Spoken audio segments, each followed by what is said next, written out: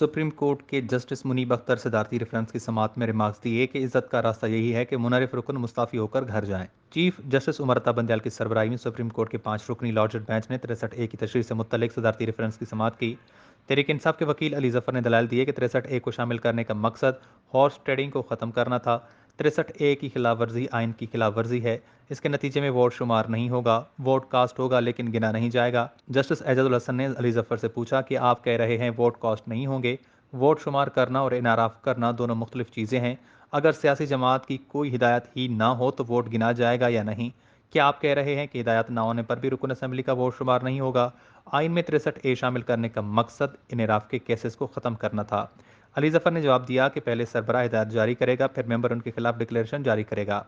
Justice Jamal Khan ने इस्तफसार किया कि डिक्लेरेशन की अदम मौजूदगी में भी वोट नहीं गिना जाएगा।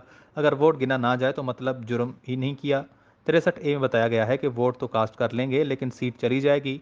वोट कास्ट ना होने के बाद पार्टी सरबराह पहले शोकाज नोटिस देगा, जवाब लेगा। नोटिस के बाद मिलने वाले जवाब से पार्टी सरबराह मुत्तमिन होकर शोकाज ख़त्म भी कर सकता है।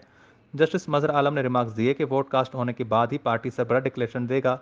पार्टी सरबराह वोट कास्ट करते हुए वक्त भी स्पीकर को बता सकता है। चीफ जस्टिस ने कहा कि आप कह रहे हैं पेनल कोड नहीं कि जुर्म हो गया है, तो लाश मिलने के बाद ही कार्रवाई होगी। आप कह रहे हैं भुट्टो दौर में शामिल किए गए आर्टिकल 96 की तरह अकलियत का वोट शुमार नहीं होगा।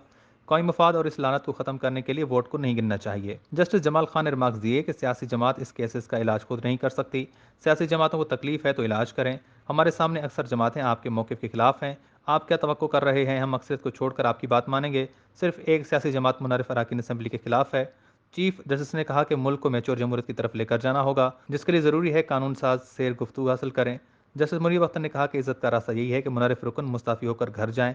चीफ जस्टिस ने कहा कि सियासतदानों को कुर्बानियां देनी होंगी। अदालत ने केस की समाअत ईद के बाद तक मुलतवी कर दी।